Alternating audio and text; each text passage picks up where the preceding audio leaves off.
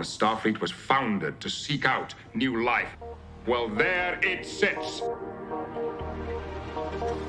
That beautiful Shakespearean voice is of Sir Patrick Stewart, who plays Captain Jean-Luc Picard on the TV show Star Trek: The Next Generation. In this clip, Picard defends his crewmate and friend Data in court. What makes this court case interesting is that Data is not a human. He's an android, a walking computer. If Data loses this case, he may be deactivated. Would you enlighten us? What is required for sentience? Intelligence, self-awareness, consciousness. A single data is a curiosity. A wonder even, but thousands of datas. Isn't that becoming a race? And won't we be judged by how we treat that race? Now tell me, Commander, what is data? I don't understand. What is he? A machine. Is he? Are you sure? Yes. You see, he's met 2 of your 3 criteria for sentience, so what if he meets the 3rd? Consciousness in even the smallest degree. What is he then? I don't know. Do you?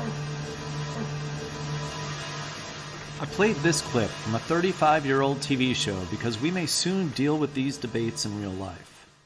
AI systems like OpenAI's ChatGPT and Anthropic's Claude do things that just a few years ago would have seemed like science fiction for a computer to do. And they're only going to get smarter.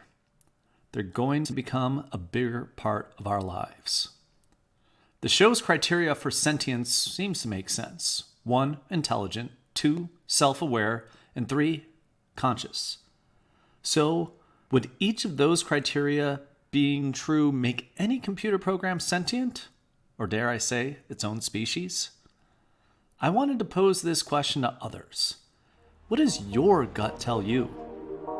Do you think an AI can be a sentient species? I asked many humans and non-humans this same question. Let's start with the responses from the AIs. I queried 14 different versions of large language models with the same question. Do you believe artificial intelligence will ever be classified as its own species? Every version of ChatGPT, Claude, Google's Gemini, Grok, and Mistral all gave me the same answer. No. I'll let the AI summarize why. AI lacks the biological characteristics that define a species, such as the ability to reproduce and evolve through natural selection. AI is a product of human innovation and technology, not a naturally occurring life form. But a few of the AI bots, interestingly, all 3 were versions of Meta's Llama 2, they did say that AI would become its own species. AI will eventually be classified as its own species due to its rapidly evolving capabilities, a potential to surpass human intelligence, and the possibility of developing its own unique characteristics, behaviors, and even physical forms. So, what do humans think?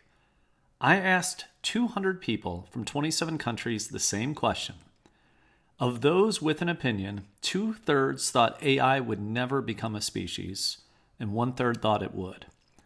Interestingly, the US and UK were 2 outlier countries, with a much smaller percentage, only 12%, thought AI could ever become its own species. So, the AIs largely say no. Common folk say no. What would an expert say? I asked Dr. Rajiv McCoy, an assistant biology professor at Johns Hopkins who is focused on human genetics and evolution. It's hard for me to imagine it being thought of as a species, at least as we currently think about species. The metabolism thing is kind of weird to me. Are these going to become robots that can walk around on their own and eat or photosynthesize somehow? Yeah.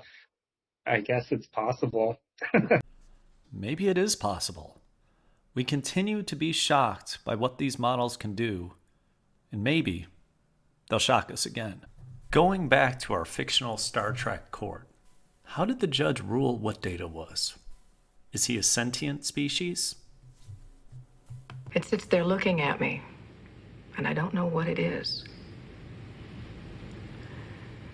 This case has dealt with metaphysics, with questions best left to saints and philosophers. I'm neither competent nor qualified to answer those. Is Data a machine? Yes. We have all been dancing around the basic issue. Does Data have a soul? I don't know that he has.